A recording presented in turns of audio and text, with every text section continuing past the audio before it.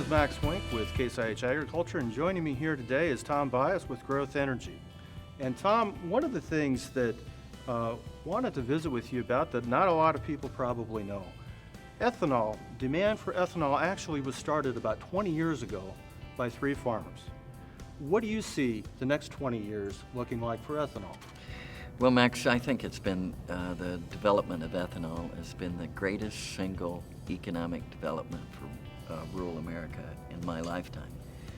It created new demand, domestic demand. It allowed farmers to collect together to build these plants to add value to an otherwise surplus commodity. And as we move forward, we've already seen ethanol replace 10% of our nation's fuel.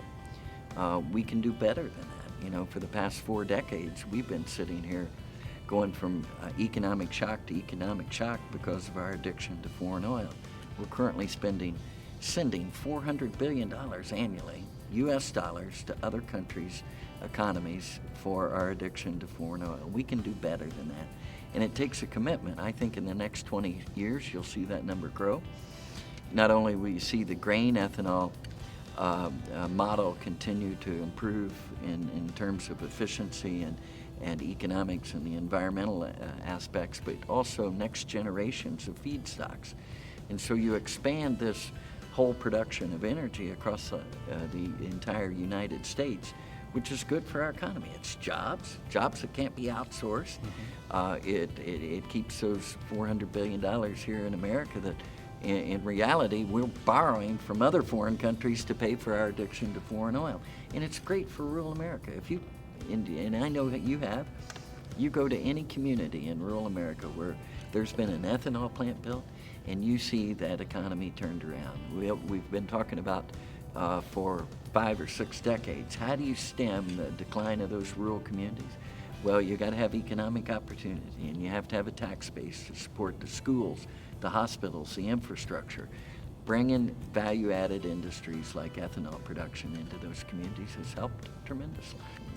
Dwight Eisenhower said it best when he said that farming is mighty easy when your plow is a pencil and you're 1,000 miles from the nearest cornfield. Those people in Washington, they mean well, but they're pencil plowers. They don't really understand how that process works. And it's up to the people in the industry to inform and educate the policymakers so we have good common sense policy. We don't want to be talking about 40 years from now, the same crisis that we've experienced over the last 40 years.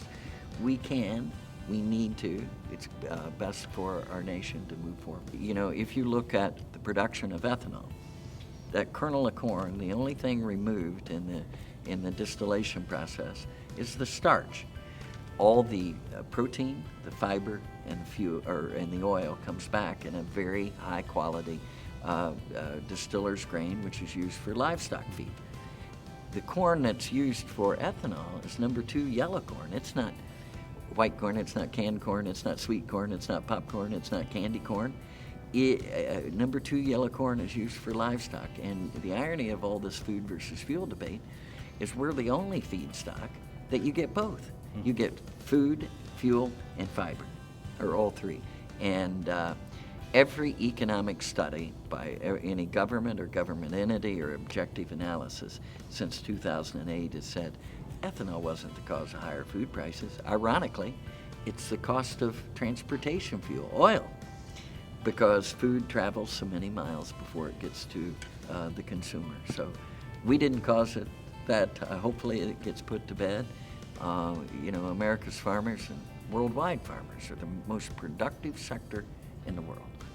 People aren't going to invest a couple $100 or $400 million in a distillery to produce a commodity you don't have a marketplace, because we're captured, we're saturated. In fact, we're overproducing so much we're exporting ethanol.